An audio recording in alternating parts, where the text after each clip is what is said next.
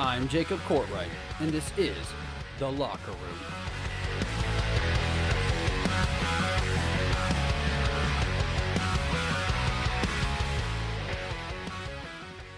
What is going on, everybody? Welcome into Tuesday's episode of The Locker Room. Got a bunch of new things going on the podcast today, just so you know. You might hear it, hint, hint, throughout the show. Got some new tunes, some new jams, some new intros, some new segues. It's going to be a lot of fun. Been working hard on the podcast. It's getting bigger and better every day. All thanks to you, the Locker Room faithful. Before we get started, make sure you're following the Locker Room on our social media to stay up to date with everything we have going on. Enjoy fun and free content. TLR Podcast 615. That is TLR Podcast 615 on all platforms.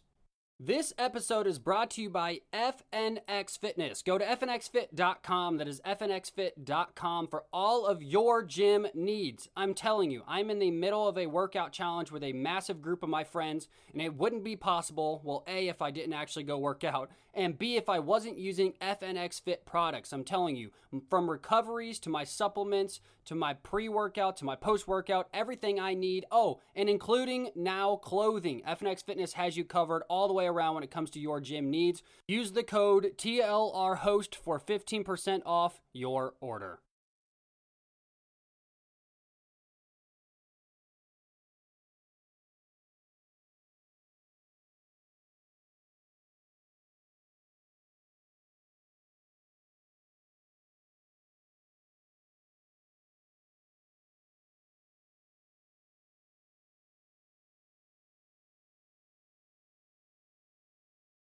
Listen, I have been dropping hints all over my Instagram all week about today's podcast, right? I have been dropping some foodie hints, I should say. I have been talking about the munchies that I've had. I have been talking about my top 5 ballpark foods of all time. And I know you're thinking to yourself, is this a joke? I thought this was a sports podcast. Well, listen, food is involved in sports. There's a thing called a hot dog eating contest that some dude has won like 12 years in a row. And he only weighs like 150 pounds. How it's possible, don't ask me. All I know is I would hate to be at the house when he has to use the bathroom the next day. But food is a massive part of sports. And I would argue beer as well. So, my top 5 ballpark foods. And I'm talking about of all time. I'm talking about I dug deep. Went back to like 1800s. I don't know when the hell baseball was invented, but it seems like it would be in the 1800s. I'm going to look that up right now, actually. And let's see. Baseball was founded in 1839, right? So I dug all the way deep, went back to 1839.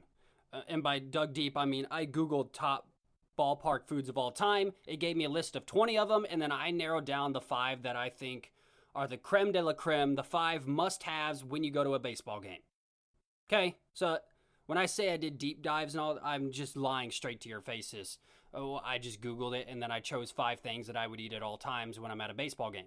But I think it is very important what you're getting at a baseball game.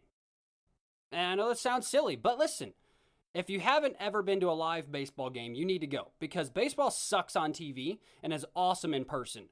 I've been to more Railcats games, been to more Sounds games than I have professional, even though I have been to a couple games in Wrigley Field, been to Fenway Park. You know, I've been just about everywhere to watch some baseball. But, I mean, I can watch a minor league game and enjoy it just as much as the major leagues, because it's the atmosphere, right? It's the shorts and a ball cap on a hot sunny day, an ice cold beer in your hand, you've got a hot dog in the other hand, you know, like it's just that atmosphere, and food plays such a big part of it. So I did go to some resources. I asked both of my parents, you know, what did they grow up eating at the ballparks? What do they think staples are at the ballparks that are must-haves when you go to a ball game? And I mean, our list was basically the same. There's one thing that I put in here that is not necessarily a food, but we'll get to that in just a second. At number 1 on the list, and this is on everybody's list as number 1, and there's no way you can convince me otherwise. Now, I'd love to see if, you know, you listeners out there, I'd love to see your list. Maybe send it in. Tag the Locker Room Podcast on your Instagram. Let me know what your top 5 ballpark foods are of all time, because I'd love to see what you have at number 1. But this one is hands down When you think of baseball, when you think of food at a baseball game, this is what you think of. It's literally on the picture of just about every, seems like, sports fans' Instagram that's at the game. If they're at a game, they've got three things. They've got a baseball mitt, they've got a beer, and they've got a hot dog. That's right, hot dog's number one. First off, for those of you psychos who put ketchup on a hot dog, it goes like this. You get a hot dog, a bratwurst is very acceptable, okay? Polish sausage is a little bit pushing it, but a brat, a spicy Italian brat, now come on, now we're talking, stuff that's going to be in heaven with us when we're talking about spicy Italian brats. Put a little hot mustard on there, game over. Now, it's a miserable evening after the ball game, but it's great during the ball game. But a hot dog, a brat, a Polish sausage, that's got to be corn dog. Corn dog's in there as well. Hot dog, anything in the dog family is at number one. And you're not eating it with ketchup. It's mustard only. And that's how it is. Now, it is acceptable if you put ketchup and mustard, I guess. But you psychos that just put ketchup on it, you're not 4 years old anymore. Ketchup's not the only condiment that you can enjoy anymore. Branch out and try mustard only. And if you're still skeptical about that, try mustard and ketchup until you can work yourself up towards regular mustard. Right? It's like what I tell people when they, people that aren't big beer fans. I said you got to start with the lights, the Bud Lights, the Miller Lights, the Coors Lights. You got to start with the baby stuff. So that way, eventually, you can enjoy a dark beer. You can enjoy a Guinness. Right? That's just how it works. So ease yourself into it. Hot dog's at number one, though. It's not a question. We're not arguing about this. Hot dog, anything in the dog family is number one. At number two, I told you that there was going to be one that technically wasn't a food. And since I didn't want to do food and beverages, top 5 of all time, because then you're getting into like snow cones and stuff that's classic stuff that's been around for forever, right? Fresh squeezed lemonade. But this one had to be in here. Why? Because it's a staple of any baseball game. I mean, if you see any of the podcast artwork that's all over the Instagram for this episode, what's on that? You got Cracker Jacks, you've got beer, and you've got hot dogs. So at number 1, we've got hot dogs because you got to get the creme de la creme first. At number 2, we've got to go beer, right? Everybody has an ice. I mean, I say everybody. You know what I mean. I would say 80% of men attending baseball games are going to have a beer. It's kind of like when you buy your ticket, it automatically comes with a beer. One is synonymous with the other. And let's be honest. Everybody's got a giant beer. They're drunk by the bottom of the third inning. And they're also the same people that carry around their baseball mitts and push over little kids to try and get foul balls. I mean, it just is what it is. Going to baseball games with grown men is like taking your kid to a playground, right? It's an adult playground. But beer's got to be number 2. You're going to have an ice cold beer unless you don't drink. And I'm not a big drinker by any stretch of the means, but when I go to a baseball game, I'm going to have an ice cold beer. It's kind of like when I'm watching a big sporting event or when I go to a big sporting event. And ice cold beer is just synonymous with the atmosphere. It's synonymous with, everything going on. Especially on a nice hot day, you get an ice cold crisp beer. Game over. Beer's got to be number 2. At number 3, we're going to go popcorn/Cracker Jacks. For those of you who don't know what Cracker Jacks are, I'm sorry that you lived such a miserable childhood. Or if you're just too young and you don't know what Cracker Jacks are, I'm sure you can go to like Sam's Club or Kroger and find Cracker Jacks. There used to be stickers in it. I used to collect all the stickers. Cracker Jacks are delicious. It's caramel popcorn, right? There's some nuts in there as well. Salty, sweet, it's perfect. Cracker Jacks is awesome. But Cracker Jacks is in the actual song.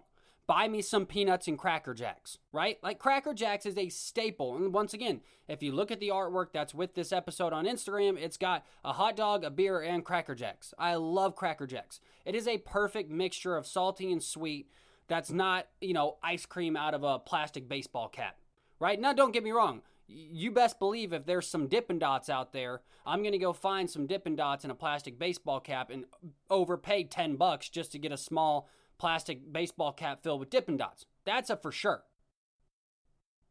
But popcorn/Cracker Jacks, everybody, it's kind of just synonymous with the sport. Once again, everybody's going to get some form of popcorn. And Cracker Jacks, like I said, if you haven't tried it, I'm telling you, go buy yourself some Cracker Jacks. It will be your new addiction. It's great with a movie. And even better for the ballpark. At number 4, another item that is actually in the 7th inning song, buy me some peanuts or Cracker Jacks. We're going with peanuts. Listen, once again, everybody loves peanuts, especially when they go to like Texas Roadhouse, right? Don't even like pretend, unless you have a nut allergy. I'm sure you probably don't like peanuts because, yeah, that would suck. But for those of us that aren't allergic to nuts, 5-year-old.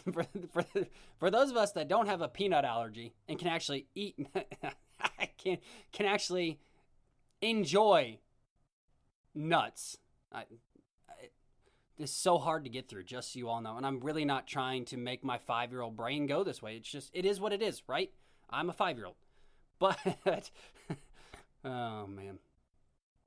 Anyways, when you go to Texas Roadhouse, for those of you that don't have a nut allergy, what's your favorite part? Your favorite part's getting there early, and if you can't be seated, you get to just eat the peanuts, crack them open, throw them all over the restaurant. Like, you just get to disrespect an entire restaurant.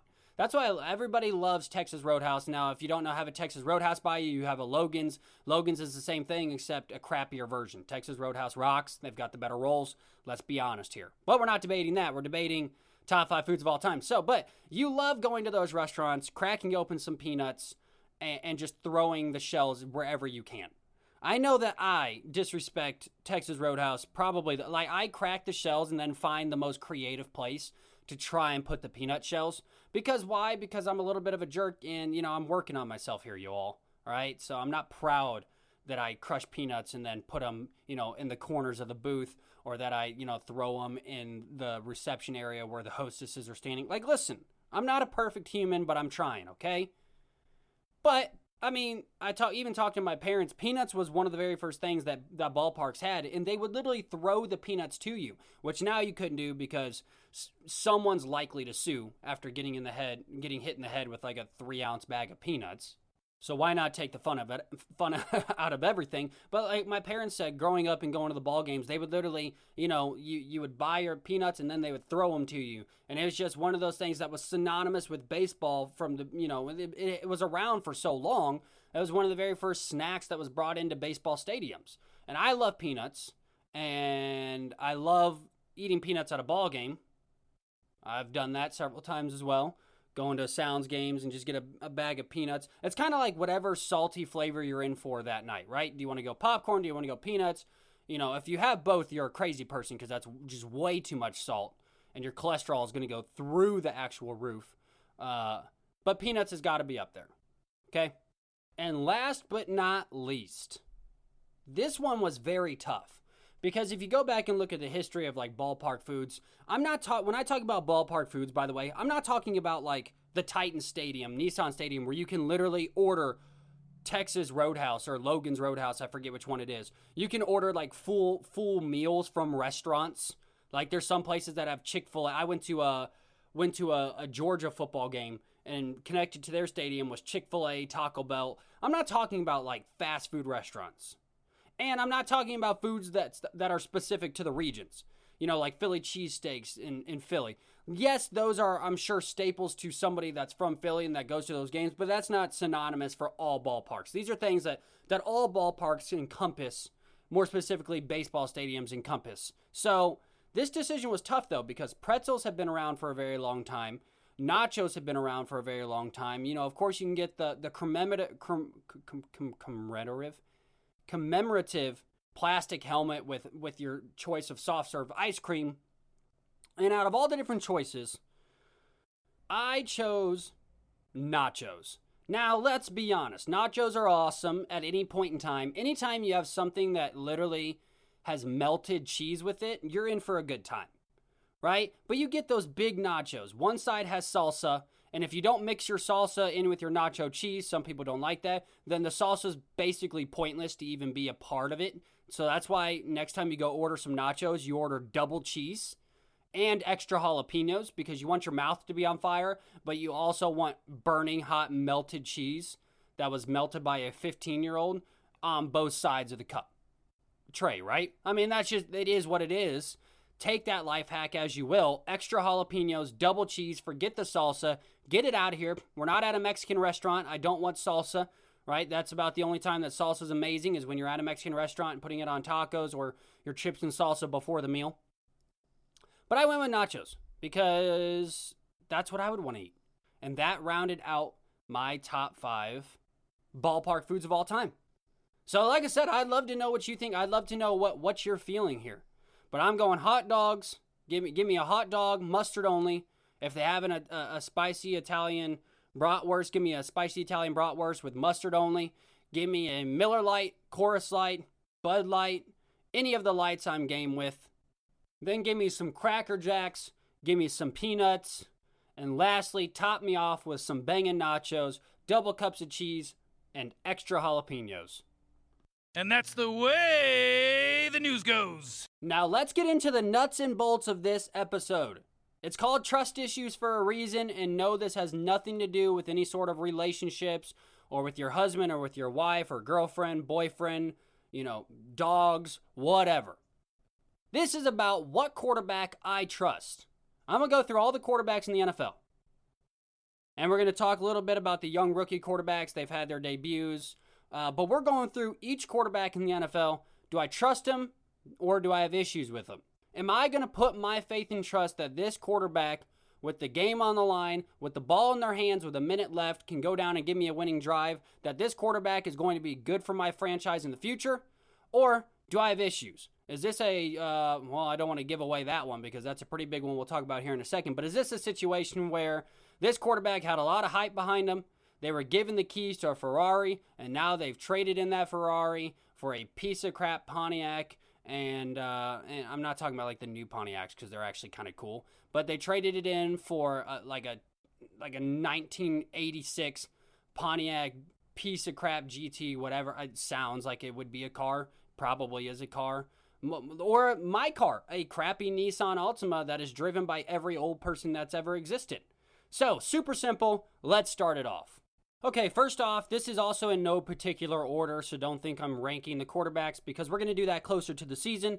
Let's start with Aaron Rodgers. Of course, I trust Aaron Rodgers. Now, do I trust Aaron Rodgers not to be a D-bag is probably the best way to put it. No, I don't trust Aaron Rodgers to not be a D-bag. I don't trust him to not look like a fool when he grows out a ponytail. I don't trust him to not be just the most obnoxious superstar. I don't trust him to not have a giant drama-filled offseason because that's who Aaron Rodgers is. But I trust Aaron Rodgers on the football field, and if you don't, you're insane.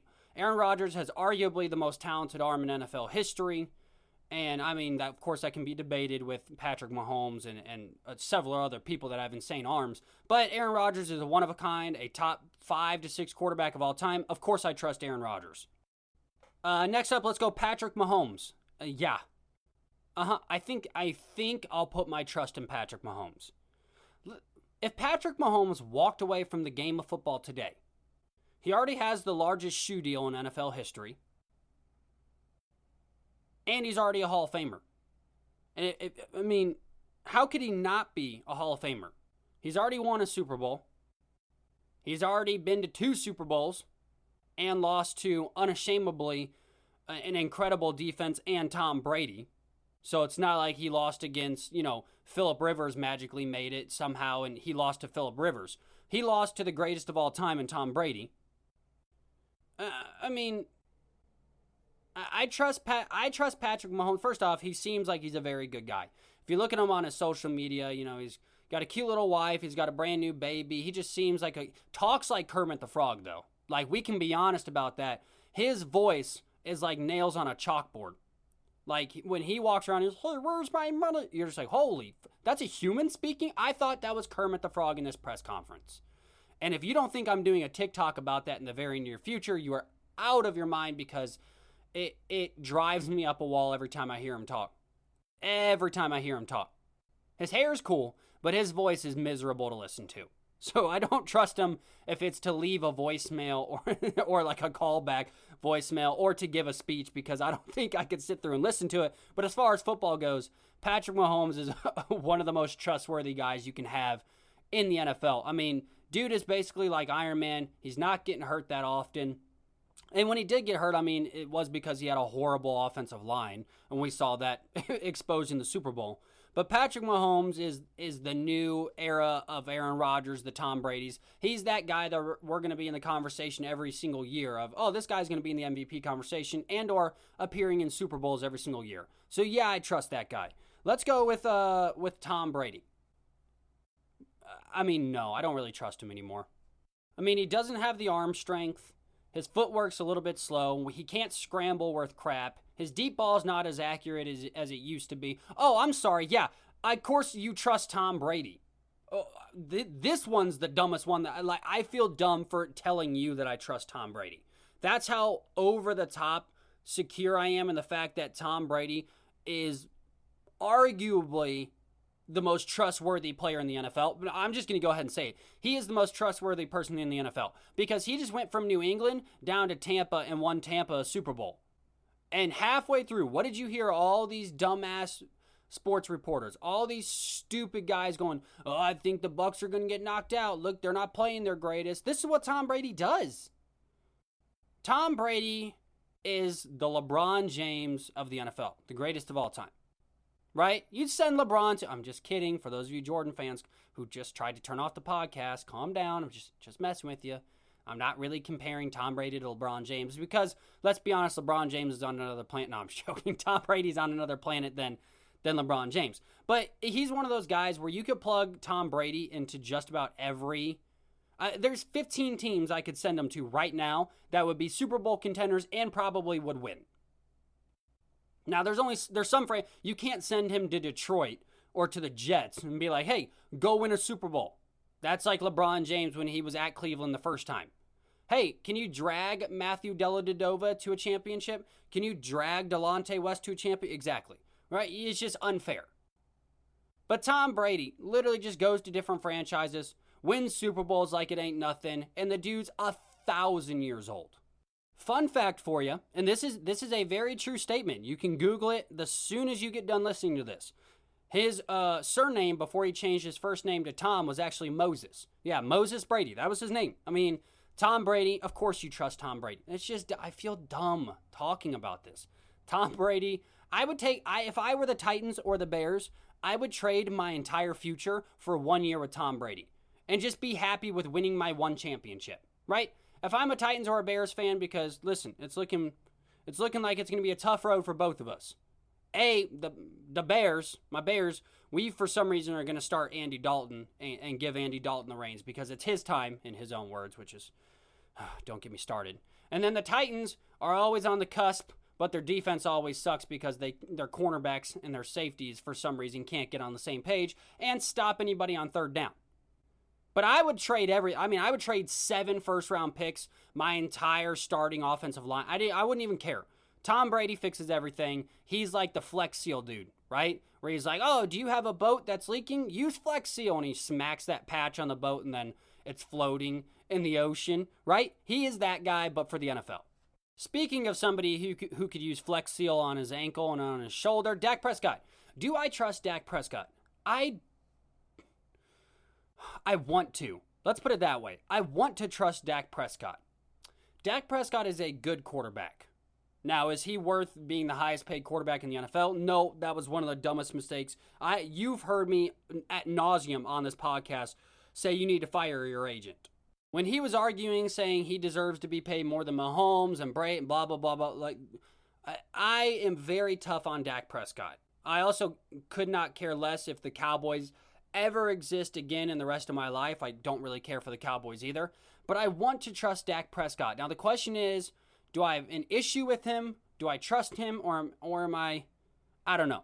Am I one of those people that trusts him at his word but knows that he's burned people in the past? Let's put it that way. I'm somewhere in the middle with Dak Prescott. Because Dak Prescott has had very good games. Dak Prescott has driven the Cowboys to playoffs before. But Dak Prescott, I don't trust his durability. He's got a shoulder injury now. He had a horrific ankle injury, which we know that one was a fluke, but now all of a sudden he has a shoulder injury. He's not been practicing. And I'm sorry, but the Cowboys have given him every opportunity with all these different weapons. Amari Cooper, I mean, like, that's the biggest one that they got. They have Ezekiel Elliott. They have one of the best offensive lines, if not the best offensive line in football, and Dak Prescott was still falling short at times. He was still not being able to make the right throws, not being able to put his stamp on the game at all times. So I'm going to go somewhere in the middle where I want to trust him, but I also know that he has a history of not being trustworthy. Next up, Desean Watson. Listen, do I trust Desean Watson on the football field? Yeah. Do I trust him to get a massage? Nah, I don't think I do. I mean, this dude's under investigation by the FBI for doing horrible, horrible things. I mean, I don't really know the details, don't really want to know all the details. I don't think they've released all the details. But Desean Watson, I don't trust him as a person.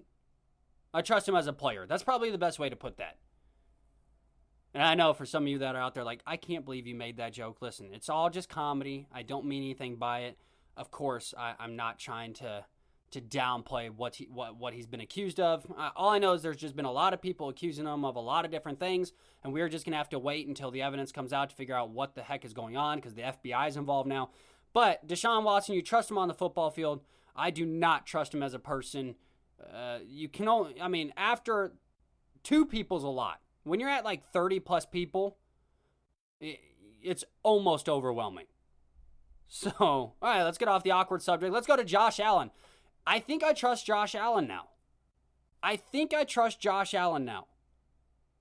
We've got to stop pretending that Josh Allen doesn't know how to make the right plays, doesn't know how to make the right throws, gets too jumpy in the pocket. At this point, I've seen enough from Josh Allen to think that he's a top 5 quarterback in the NFL right now. Now, I do believe the Bills organization has done a great job at putting talent around him, giving him a lot of help. Stephon Diggs was a big pickup. Their backfield, while that's probably the most lacking, has still had some solid guys in and out. I'm excited to see what the Bills do this year because the Bills have one of the best defenses and one of the better offenses in the entire NFL, and they should be contending for a Super Bowl spot this year. And in his 4th season, I finally am comfortable with saying I trust Josh Allen. I trust him to not instantly take off when the pocket gets a little crowded. I trust him to not instantly take off and to look for his second and third option. He does a much better job of doing that, and he's led the Bills from being one of the, I say, most mediocre teams in the NFL because they weren't at Jets level, even though they've had their Jets moments. They haven't been at Jets level for the last 5 years, but they were at just, we're not really great. We're not really bad. We're just We're just a team that exists in the NFL for other teams to beat and then have a couple of hot win streaks where we go like 2-3 in a row. But Josh Allen, I fully put my trust in now. I love this guy and I'm excited to see the Bills this upcoming season. Do I trust or do I have issues with Russell Wilson? Of course I trust Russell Wilson. This is another one of those, like, dude's proven. He's won Super Bowls. Do I trust his coaching staff and his organization to help get him an offensive line, to help get him a defense, to give him any sort of help where he doesn't have to do it all on his own? Absolutely not. Russell Wilson should have bullied his way out of Seattle all the way to Chicago so he could have won a Super Bowl with the Chicago Bears and not been in a horrible organization like the Seahawks. It's not that the Seahawks are a horrible organization, it's just that they're a horrible organization.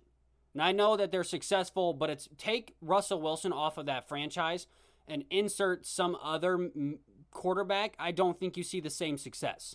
They ask Russell Wilson to rush for 80 yards, throw for 260, and outscore opponents every Sunday. They're just not giving him enough help, and while I like Pete Carroll, I think the Seahawks are starting to realize that after getting rid of just about everybody and dwindling this thing down, Russell Wilson, the second he leaves, they're back to a complete rebuild. Lamar Jackson. I have an issue with Lamar Jackson. Now, do I trust Lamar Jackson to be electric? Yes. Do I trust Lamar Jackson to win football games?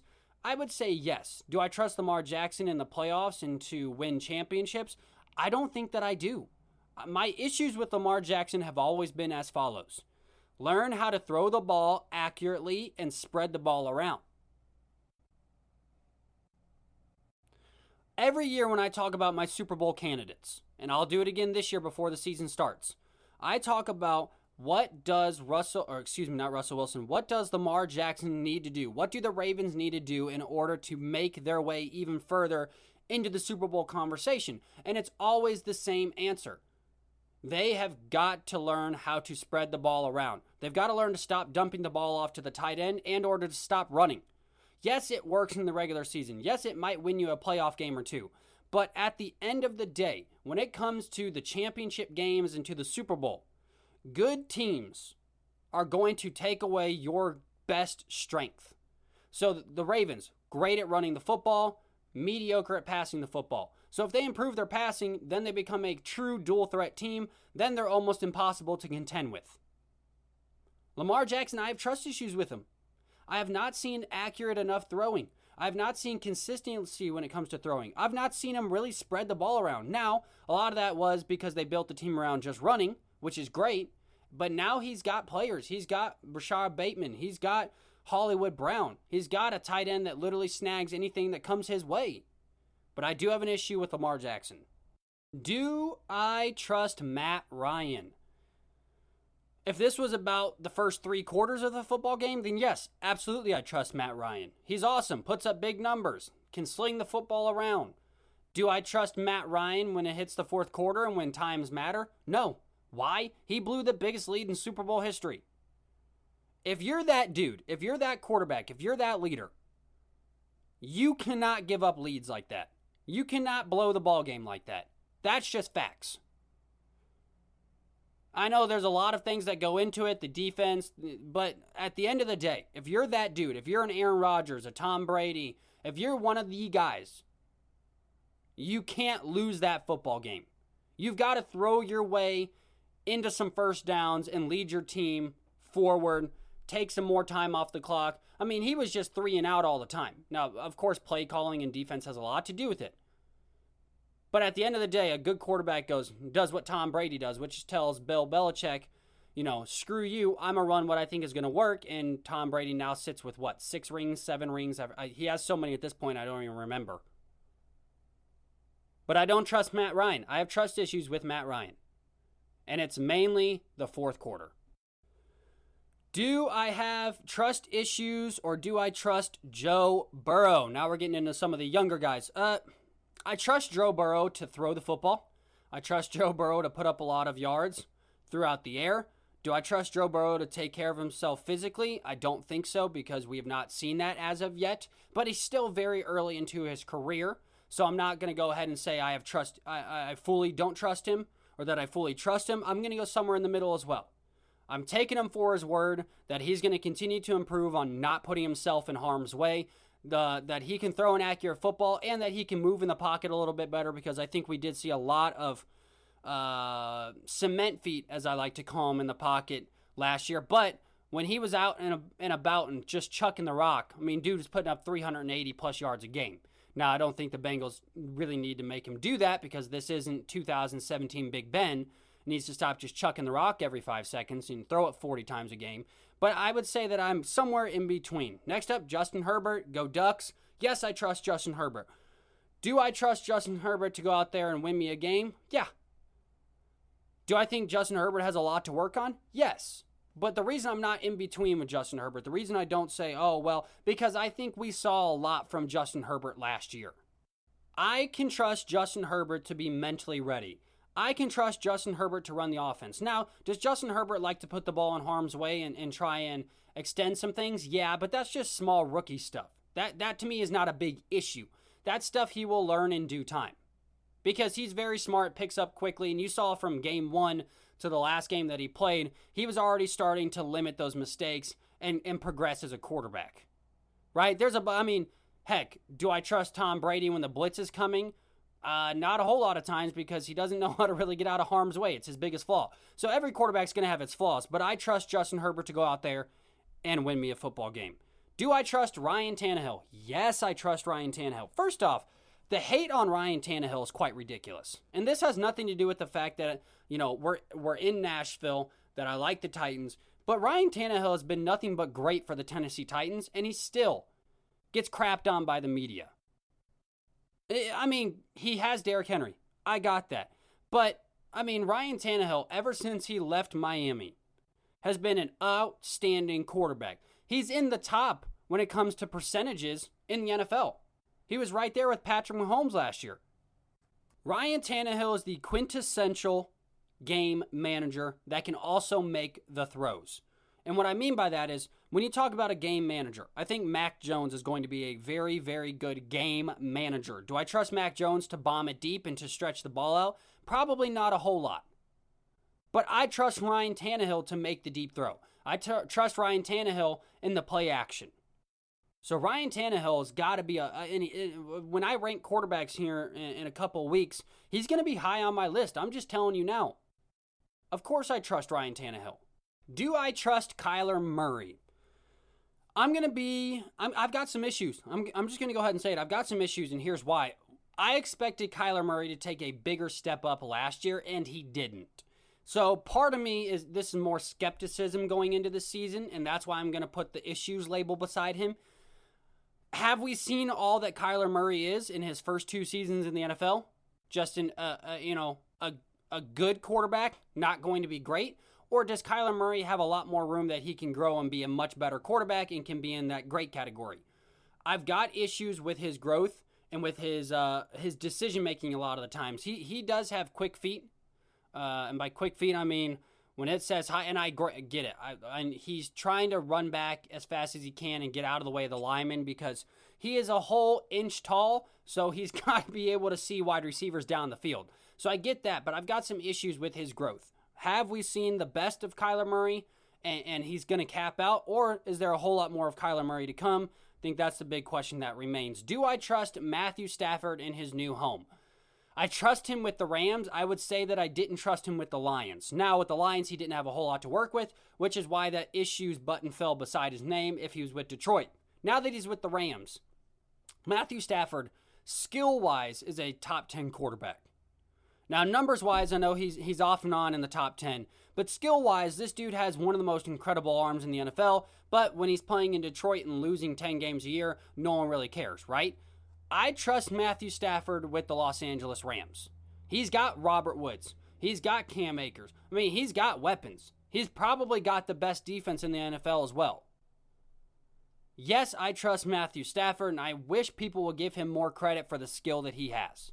Do I trust Ben Roethlisberger? I'm going to go ahead and say no, I don't. I have trust issues with Ben Roethlisberger, and I think it's more so the way the Steelers are structured. They had a horrible run game last year. Now, they added Najee Harris this year, which should help a lot.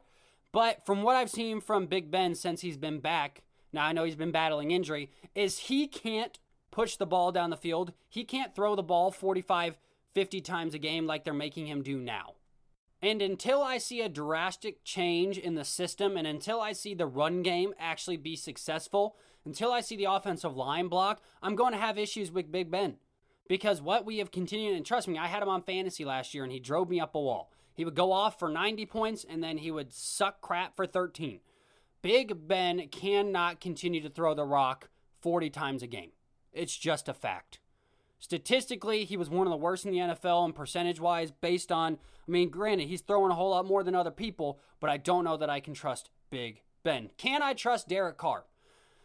You can trust Derek Carr to give you a whole lot of promise and then wildly underwhelm towards the end of the year. Now, Las Vegas is definitely rebuilding as well, but Derek Carr is one of those players where you will see glimpses of greatness. You will see glimpses of him being a top 5 quarterback in the NFL with his arm strength, with his mobility, with his decision-making. And then it's just like it's like he gives me the Ryan Fitzpatrick vibes, right? He has games where you're like, this dude is the real deal. And then he has games where you're like, this dude is starting in the NFL. Marcus Mariota came in and dominated when he had his opportunity, right? So Derek Carr is definitely on that edge for me of I have trust issues with Derek Carr for those reasons.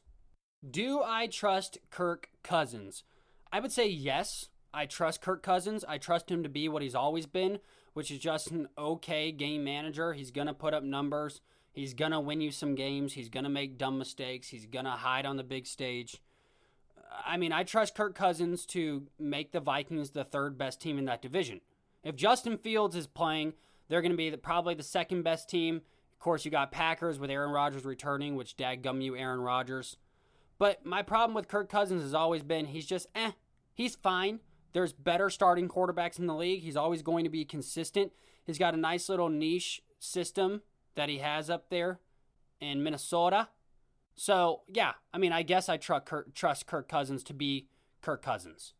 Do I trust Baker Mayfield? I would say I do trust Baker Mayfield now. Baker Mayfield has had his ups and downs, came in and was remarkable, had the sophomore slump. Absolutely. People thought, oh, now he's back down to earth. He's going to be a bad quarterback. Baker Mayfield is who he is. I trust Baker Mayfield to attempt a lot of passes. He's going to put a lot of balls in harm's way, but he's going to also bring a competitive spirit. He's going to be a pretty decent leader, at least what I've seen from last year, and I expect it to translate even further into this year. And Baker Mayfield's just got to get his percentage up. Like, he's going to throw 3,500 yards. He's going to have a good touchdown to interception ratio, but he's got to be better at getting his percentage up. He just chucks up a lot of balls, puts a lot of balls in harm's way. So I trust Baker Mayfield if he was my team's quarterback, but he definitely has some room for improvement, I would say the least. Do I trust Jared Goff? I trust Jared Goff to lead the Lions to 2-15. I trust Jared Goff to lead the Rams to 7-8. This is what Jared Goff does. He's a mediocre quarterback. He's got a decent arm. He's led a team to the Super Bowl once. Jared Goff just falls in that category again for me. He's kind of like Kirk Cousins, a guy that, while he's talented and while he's had some bright moments in this league, he doesn't really have anything jumping off the page. He had a pretty good offense in Los Angeles and couldn't make that work, and now is a Detroit Lion, so I don't see that getting any better for him. Do I trust Ryan Fitzmagic? Yes, for the first 3 games of the year. Hell no to the rest of the season. Ryan Fitzmagic has a ton of pixie dust the first couple games of the year. You're like, this guy's great. He's balling. He's got an incredible beard, great personality. You love him, but man, you can't trust him the rest of the season. So no, I do not trust Ryan Fitzpatrick. And a guy following right behind him that I feel very similar about, Cam Newton. No, I do not trust Cam Newton. Cam Newton was atrocious last year, but it was masked by the run game because all the Patriots did was say, hey, we're going to run the ball 50 times a game. You'll barely have to throw. His throwing motion looked terrible. He looks okay in preseason, but he very much, to me, ever since he lost that Super Bowl and ever since he's had all these injuries, has come down to earth, and he's just an okay quarterback. He's a game manager, I guess. Super Cam is no longer Super Cam. I expect him to be a lot better than he was last year and he'll be in a good spot this year with the Patriots. They're going to put him in a good situation to be successful. So if he can't be successful this year, Cam Newton probably is going to retire here in the next few years because this is the only avenue he really has left. He's not going to be asked to throw the ball 50 times a game. He's going to be asked to hand the ball off, make accurate passes when he needs to. So I'm kind of in that weird boat of I have a lot of issues with Cam Newton, but I trust him if he stays within the system and is back to 75 to 80% of what he used to be. Do I trust Zach Wilson? I don't know. The rookie quarterbacks, I'm just going to probably give you an honest opinion of I don't know. He's on a very untalented New York Jets team with not a lot of offensive talent for him. So do I trust Zach Wilson to be very competitive, and do I think he could be a very good quarterback? I think he could be a very good quarterback, absolutely. He's got incredible arm strength. But how will the New York Jets handle him? How will the new head coach handle him? That's the big question. With these young quarterbacks, you've got to see how are they going to be handled. And then next year when we readdress all this, I can give you a more honest take on my Zach Wilsons and my Trevor Lawrences, my Justin Fields. They all kind of stay in the same category right now because we've not seen anything from them yet. Do I trust Sam Darnold? I'm going to go with no, I don't trust Sam Darnold. I'm going to give him the benefit of the doubt, though. I'm going to say that because he was in a terrible system in New York, that is why he was unsuccessful, because they traded away all his wide receivers and his running backs, and he had no offensive line, and the Jets are terrible and just a bad football team. I'm going to say that was the reason Sam Darnold was unsuccessful. But I think Sam Darnold is a very good quarterback. I think he's got a nice arm. I think he's got some mobility. I think he could be a good quarterback in this league. He has a lot of potential. This is the season for Sam Darnold to prove everybody wrong or prove everybody right. So I'm excited to see what Sam Darnold does. Right now, I have trust issues with Sam Darnold. Do I trust Andy Dalton? I trust Andy Dalton to be a okay quarterback. I trust Andy Dalton to be good for a game and then be terrible for 5, and then the Bears to put Justin Fields in just in time so that the Bears miss the playoffs and piss all of us Bears fans off. That's what I trust to happen. I don't trust Andy Dalton to throw the ball 40 times a game. I don't trust Andy Dalton to run the Bears offense. I don't trust Andy Dalton to win his football games. I don't trust Andy Dalton to get us into the conference championship. I don't trust Andy Dalton. Now, granted, I don't trust the Chicago Bears a lot of the times, but no, I do not trust Andy Dalton. Do I trust Trevor Lawrence? We're just going to go ahead and skip over the young guys because we're going to talk about them next week. Do I think Trevor Lawrence has a ton of potential and that they've got a decent offense? I mean, I'm not going to lie. At Travis Etienne, you have Robinson at the running back position, DJ Chark. Like, they've got some guys, but with these young guys, we're going to give it time. We're going to talk about the young guys next week, so I'm going to put them in that weird category. Do I trust Jimmy Garoppolo? I trust Jimmy Garoppolo if I don't need an accurate pass on third down to either give me the first down or to give me a touchdown or to win a football game. I would put Trey Lance in immediately if I were the San Francisco 49ers because you're ready to win now, not in 4 years. So no, I do not trust Jimmy Garoppolo. And if there's any indication as to why I don't, go back and watch that throw that he made in the Super Bowl that inevitably lost them the game. Jimmy Garoppolo doesn't have a good enough arm. While I think he is a starting quarterback in this league, if I'm the San Francisco 49ers, if I'm Jacob, if I'm the GM, I'm not putting my faith and trust in Jimmy Garoppolo. Another guy I'm not putting my faith and trust in, Carson Wentz. Guy can't stay healthy. That's the biggest problem with Carson Wentz. Not that he's not talented. Not that he's not been asked to carry a franchise with literally almost no talent. The 1 year that they had talent, he ended up getting hurt, which is unfortunate for him. But Carson Wentz is already hurt. He's already had foot surgery at Indianapolis. I trust Carson Wentz to go to the hospital. I trust Carson Wentz to play 3 games and be hurt the rest of the year. No, I don't trust Carson Wentz, and I wouldn't put any faith and trust that he's even going to be able to return to the Colts at 80% of what he used to be. I mean, we'll see. As Titan fans, I know you're hoping that we don't see him at full strength back to what he was because he was an MVP candidate when he was. So no. Absolutely not. I do not trust Carson Wentz. Do I trust Jalen Hurts? No, I don't trust Jalen Hurts. Jalen Hurts is an okay quarterback. Jalen Hurts is probably not going to be starting for the Eagles next season. Like, let's be honest. The Eagles are going to be terrible. They're going to be high up in the draft, and they'll probably pick a quarterback. Jalen Hurts is a gadget guy. He's a good runner of the football. I saw nothing really from him last year that made me think, man, he can play quarterback in this league. So no, I don't trust Jalen Hurts. And I had an argument with one of my good friends about this.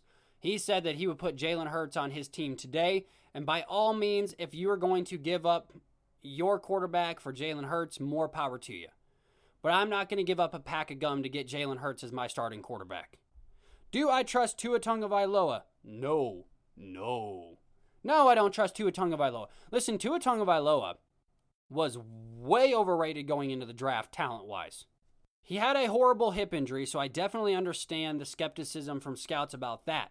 But Jalen Hurts, Tua Tagovailoa was pronounced as the best quarterback in that draft, was saying that he was going to come in and just burn it all down, going to destroy everybody. Miami was the new powerhouse because of Tua Tagovailoa. And what we saw was exactly what I thought was going to happen. A fragile Tua Tagovailoa who doesn't have the most spectacular arm, who makes bad decisions in tight spots.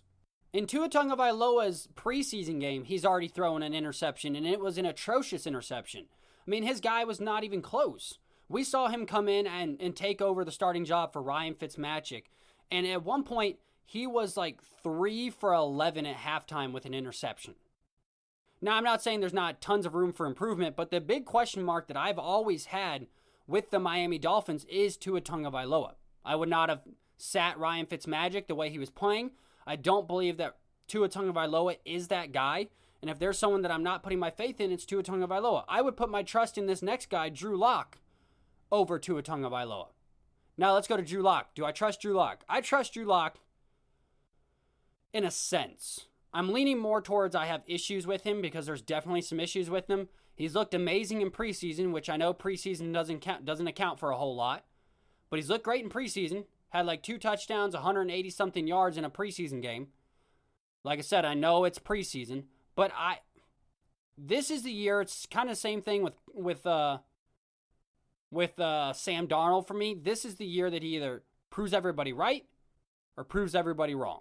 And right now, I'm going to stick with I have some issues with Drew Lock. Do I trust Daniel Jones? I actually do trust Daniel Jones. I don't think he's been given a lot of help, and I think this year we're going to see a much more improved New York Giants offense and Daniel Jones. They got Galladay. Like, they've got some weapons up there in New York. And Daniel Jones has got, now that Saquon Barkley's back, he is a decent football player. He's a decent thrower of the football. He makes pretty smart decisions. We know that if he's in a wide open space, he's going to fall right on his face and make all of us laugh. But I actually don't mind Daniel Jones as much as a lot of people. I would put my trust in Daniel Jones and feel completely comfortable doing just that. And last but not least, do I trust Jameis Winston and or Taysom Hill, since we don't really know who the starter is? I trust Jameis Winston to have a much better arm than Taysom Hill, but turn over the ball more. And I trust Taysom Hill to secure the ball more, but not have as good of an arm as Jameis Winston. I think the Saints are in a really tough position. I would just put a giant question mark over all quarterbacks at the Saints. I don't know what they're going to do, and it's a very tough decision. So I guess in the spirit of the trust or trust issues, I would err on the side of I have trust issues with the whole quarterback situation at New Orleans. Well, there you have it. Another episode is in the books. If you like us, share us with a friend. Follow us on our social media, TLR Podcast 615 for all things the locker room. Remember the phrase, don't worry, be happy. Hot dogs are the number one food at a ballpark. Make sure that you guzzle down an ice cold beer when you're having that combination, because that is the number one and number two food at a ballpark, as we learned today. Once again, guys, I'm Jacob Courtwright, and this is The Locker Room.